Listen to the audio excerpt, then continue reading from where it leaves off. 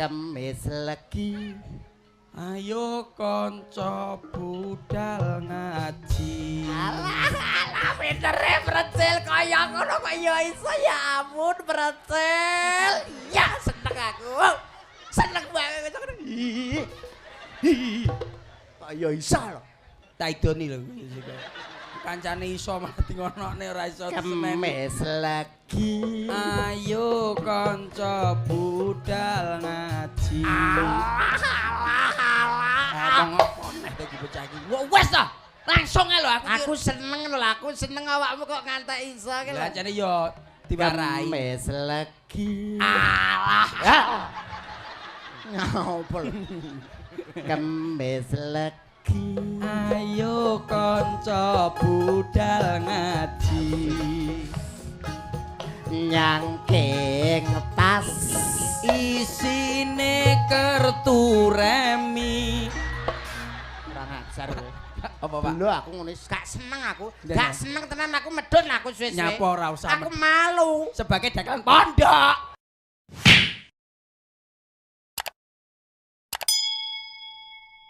Itu nun sewu, Bos. Piye Mas, piye? Sampeyan ngono kuwi ngomong mulai jam pira jenengan, Pak? Ya mulaine iki mau jejere 9:30, Mas. Wah, dhewe ngomong sampean ya. Iya no. Wah, sesuk ngalang-ulang gendeng ya, Pak ya. Lah, Kowe kok iso ngelokne wong gendeng Lah. lho, rumangsamu Lek lho. kelokne gendeng aku gendeng berarti sampean ya gendeng no. Lah nyapa? Lah aku rene roh wong gendeng rene kok tututi rene. Oh iya. Oh iya ya.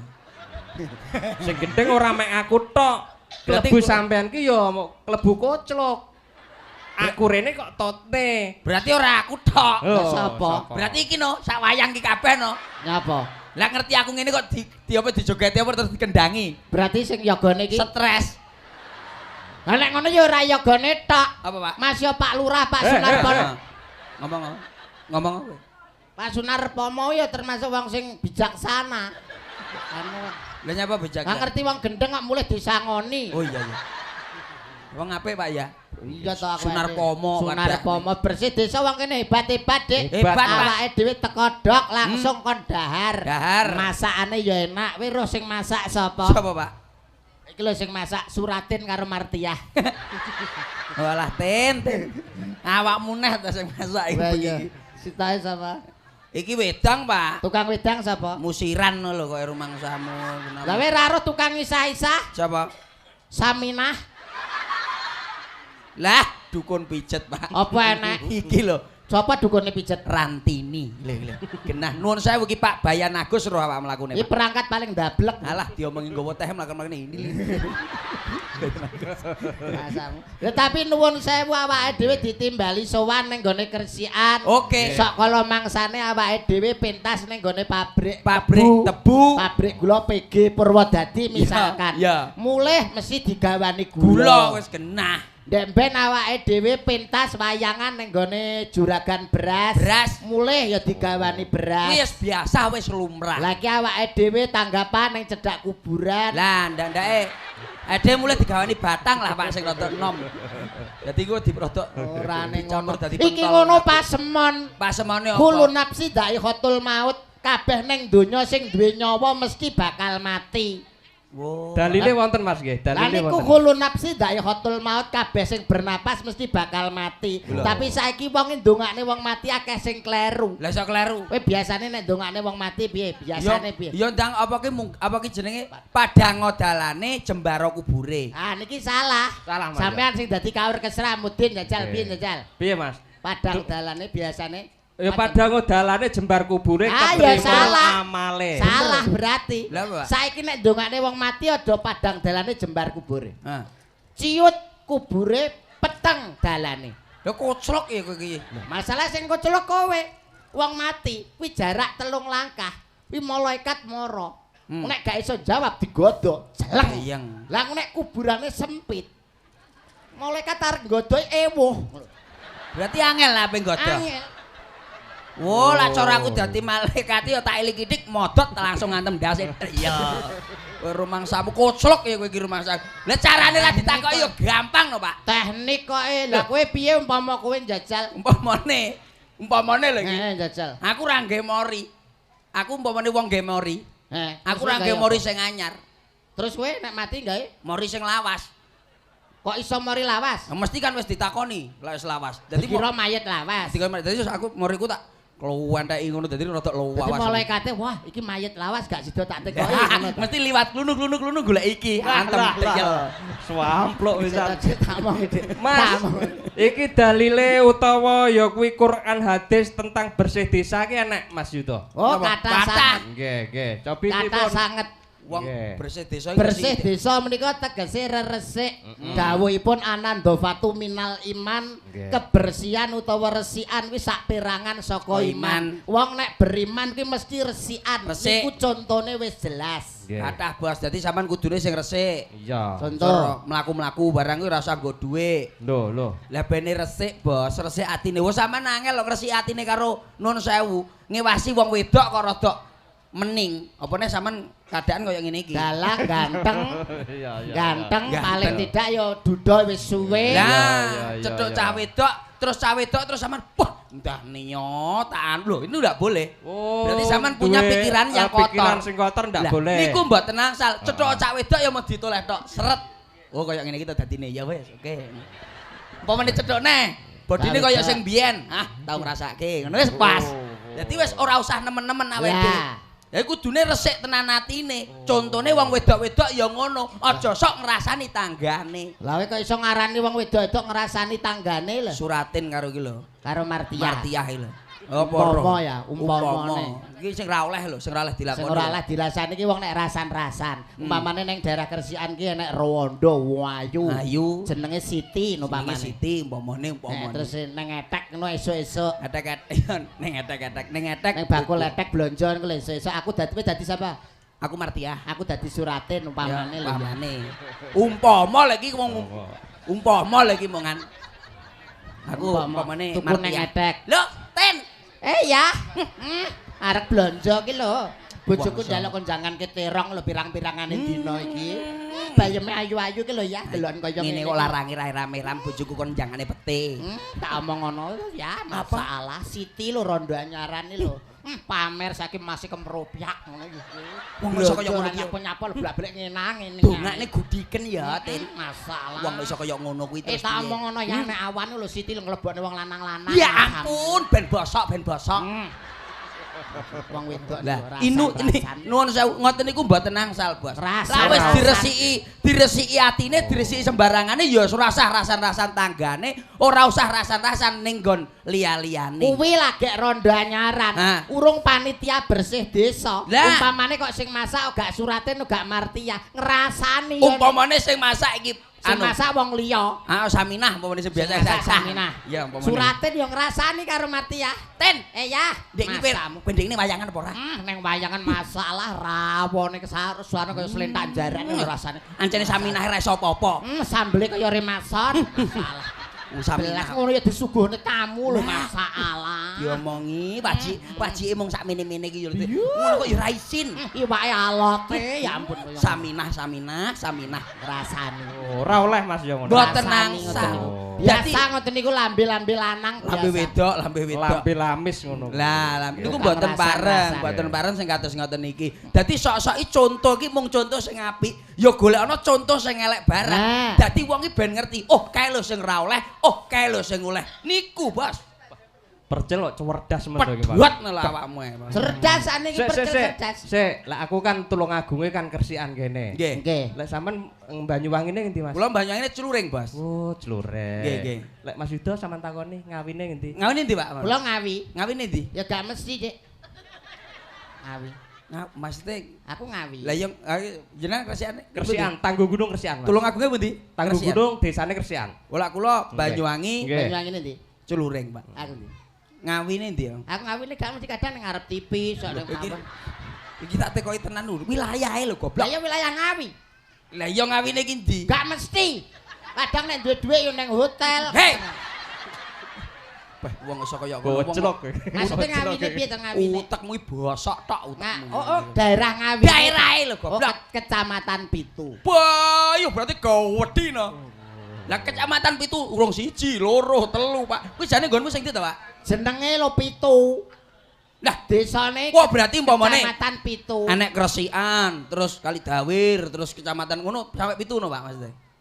Kowe tak bacok ndasmu suwe-suwe angel jak Lah, omongan. piye maksudnya? Jenenge kecamatan lho, kecamatan namanya desa Pitu. Loh, kecamatan apa desa? Kocok ya teko kecamatan, teko desa, teko kecamatan. Ayo medun ning kene yuk. Ya, Pak. Gelut, ayo. Deh.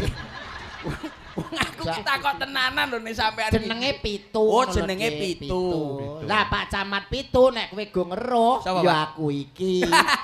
Mosok to, Pak? Aku iki penduduke ngono lho, Dik. Lah ngomong apa rumangsaku. Oh. Lek sampean bahasane bahasa Osing ya, Mas? Kula osing, Bang. Oseng niki. Oh, Kula niki wong oseng. Banyuwangi ya niki. Banyuwangi iki nganggo bahasa Osing. Osing. Bahasa Jawa mboten patek saged. Mboten tak saged kula Jawa halus niku. Nggih.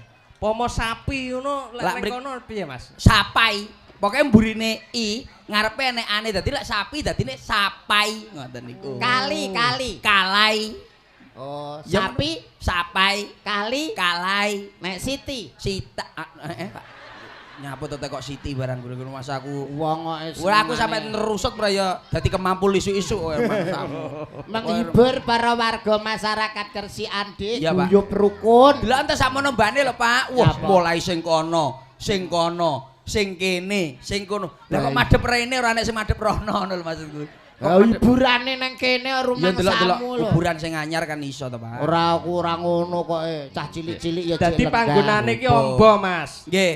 Nggih, kiblat papat wis kena kanggo paugeran. Paugerane dos pundi Lha lho. Mas Yuda sing ngerti. Kowe ra tekan. Kiblat papat Kiblat timur papat selatan. iki kena kanggo paugeran. Nah, kuwi lho. Mulai saka timur, utara, selatan lan barat iki kena kanggo paugeran wong urip. Paugerane piye maksudnya? Timur. Tegese wong urip ati-ati nggunakake umur. Umur mung sedelo ibarate mung mampir ngombe. Mulane kudu ati-ati nggunakne umur diarani timur.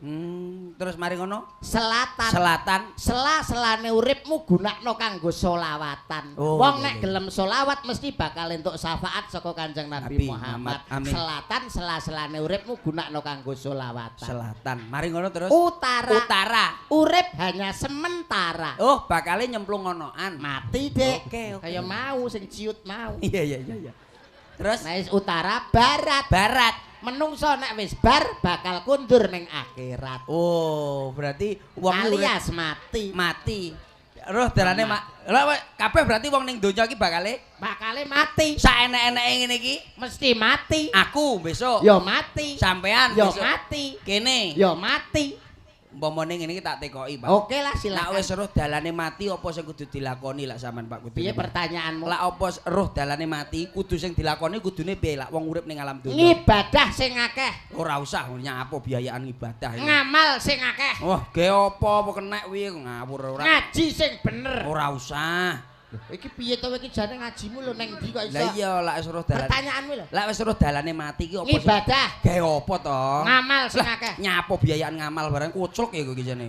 Lah saiki nek wis roh dalane mati, wong urip kudu piye? Balik. Kok iso balik lho? Umpamane awakmu teko kono terus roh wayangan. Oh, dalane mati balik golek terobosan liyane, Pak. Golek rono, apa rono. Biasa ngono. Oh, dalane mati ta. Lah aku dalan pati akeh ngibadah salat 5 wektu. Oh iya. Iki dalan mati lho, Pak. Buntu Pak dalane, Pak. Wong urip bakale mati. Ya, Kamangka wong mati mesti nggawa sangu. sangu. Apa sing digegem wong mati? Sing digegem wong mati iki ngibadahe, Salah. sedekahe, Ora iso. gawanane urip ning donya. Salah. Lah apa sing digegem? Sing digegem wong mati wis semut digegem ya mati. Jangkrik digegem ya mati. Wo semut. Jangkrik, laler digegem ya mati. Ora Jangkrik. percaya kowe. Heeh. Enek semut gegemen kok mati. Oh iya ya, Pak. Lah awakmu nek iso pinter kaya ngono to, Pak? Lho, aku wong cerdas bedhean sing angel pisan le musuh aku. Mara tua kowe musuh aku bedhean ngantek minggat to. Nyapa to kok marang tua sampe minggat lho karo rumangsamu. Silakan, nek Sebabe bedhean. apa? Sebabe Oke. apa wong mati kok dibuntel mori terus dipocongi dhisik. Karena itu sudah menjadi syariat. Wah, omong apa Wis jadi syariat omong iki apa? macet-macet. Lah terus sebabe apa wong Wis jadi mati? syariat. Wong mati kok mesti dibungkus mori ditaleni siji. Wis loro. dadi syariat Ora, kudu Pak. dibuntel mori Ora, awit Pak. ben suci. Ora iso. Lah sebab apa wong mati kok dibuntel mori? Lah engko lak dibuntel godhong gedang ndarani lontong kuwi mesti. Dadi gak Angel ketara. Jeli kok angel men pertanyaane.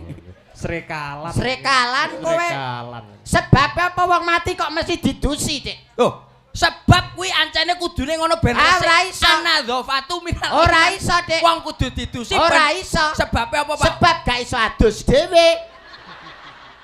Oh iya iya. Sampeyan tekok ora? Srekalan. Tekok ora? Apa bedane manten anyar karo sepeda motor anyar? Lho, lah mati ndi? Kowe. Nek manten anyar wong nek sepeda motor barang. Lah manten anyar iso mati iso urip. Mas Yudo lho sing iso, Mas Yudo iso manten anyar karo sepeda Manten motor. anyar karo sepeda motor apa? Nah, lho. Lah anu manten anyar mati urip. Mati Oh, urip. Ora iso. Lah apa, Pak? Bedane sepeda motor anyar karo manten anyar. Bedane? Nek sepeda motor anyar. Heeh. Iya toh, motor ditumpaki jelek. Jelek. Digo mlaku banter mek rek, enek ratan kok ratane enek bolongan. Enek dalan? Langsung dienggoki sleot. Oh, enek dalan kok enek bolongan langsung nginggoki. Motor menggok sleot. Oke. Lah manten anyar, Pak. Beda karo motor anyar. Iya, Pak, Motor betul. anyar motor tumpaki sret, enek bolongan menggok sleot. Motor anyar. Lah manten anyar piye, Pak? Beda karo motor anyar. Manten anyar, Pak. Manten anyar. Lah Pak. iya, motor anyar to langsung numpaki ngene mesti. Set digas mak ngek kok enek bolongan ning ratan langsung menggok Sleot. daripada jatuh karena motor anyar. Lah, Enek lah. bolongan menggok sleot. Lah manten anyar. Beda karo motor anyar karo rumahsaku. Kowe iso koclok ya mubeng ae awakmu jajal apa bedane manten anyar karo bal-balan ayo. Ya Ah, beda lho. nek manten anyar wi adat pernikahan nek bal-balan olahraga. Kleru. Ya iya nek manten anyar iki apa ki adat bal-balan olahraga. Bukan. Lah apa bedane manten anyar karo bal-balan? Nak bal-balan bal digiring mlayu ngalor ngidul mlebu digone gol, mlebu bleng agek rangkul-rangkulan ambung-ambungan kuwi bal-balan. Lah, nek manten anyar. Dadi lak bal-balan iki digiring sik bal iki mesti. Tendang deyel. Gol! Agek rangkul-rangkulan ambung-ambungan. Kuwi bal-balan. Iya. Nek manten anyar. Dadi lak bal-balan iki digiring sik Pak bal iki. Lek ae sus.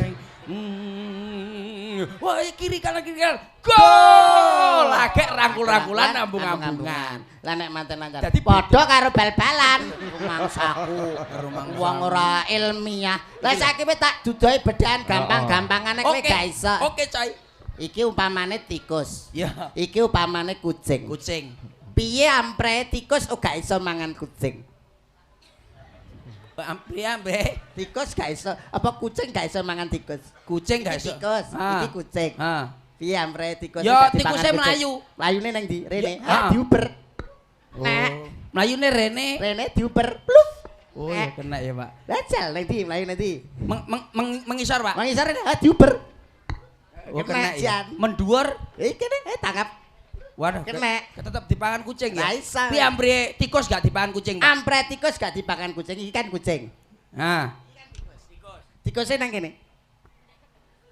Mesti ra iso mungkin.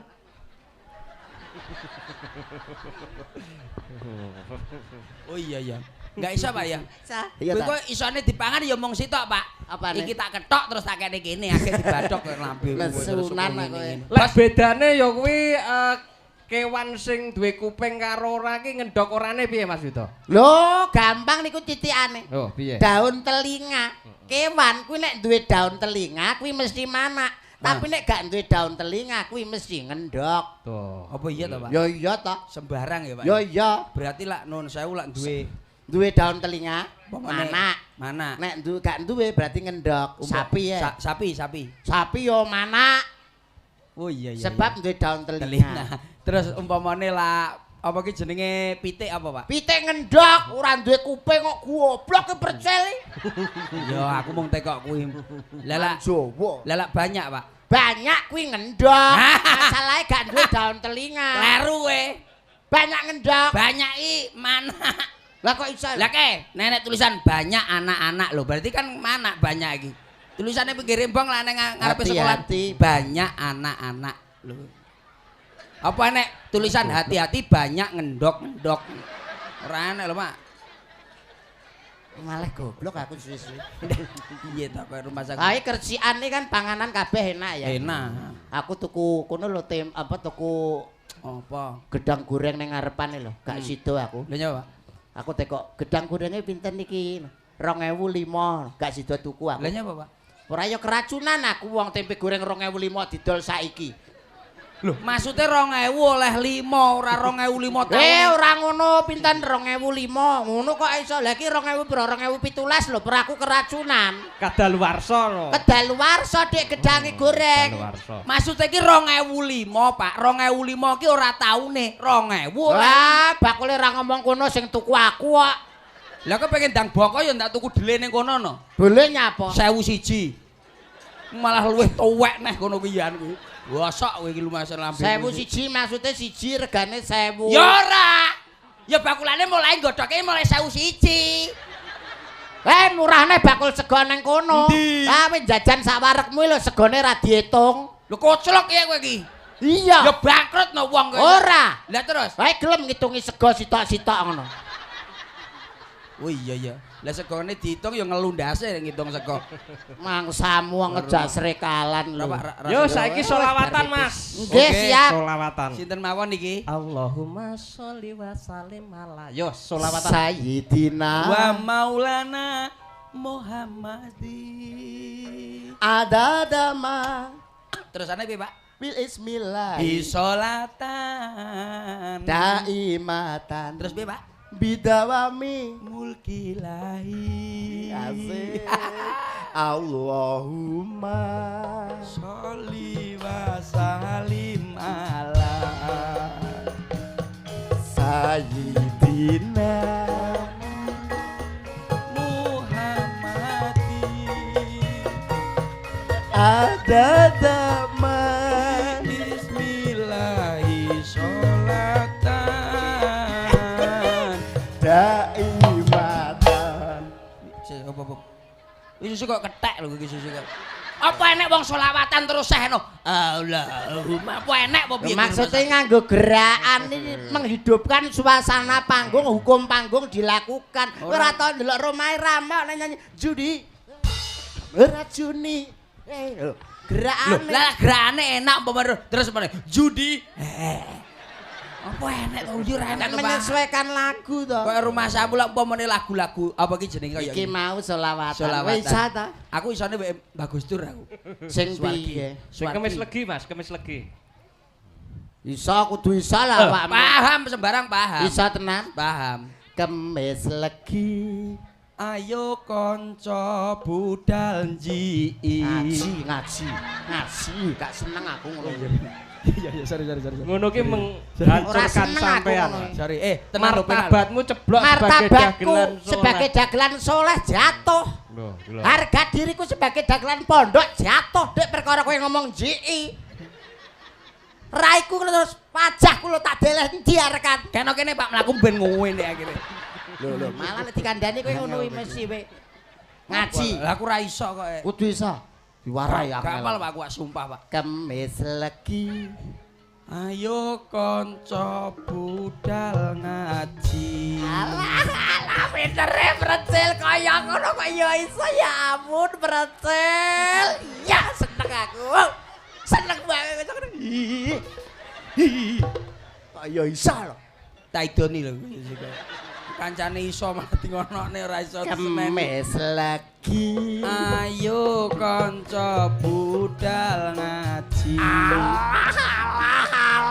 Ngomong apa neh iki bocah iki.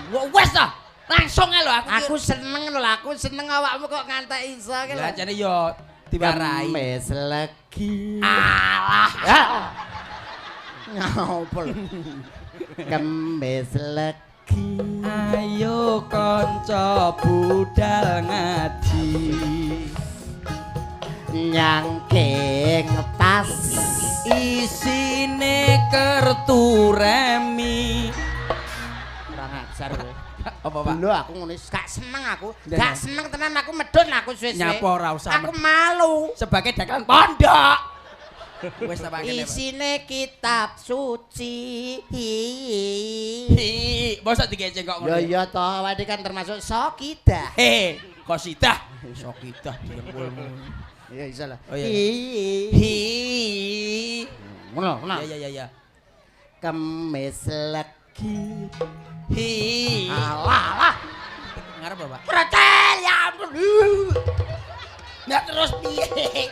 Awet saka ngarep. Ora omong kowe Aku ngomong. wetak mentil kok. Ketak mentul kowe ae.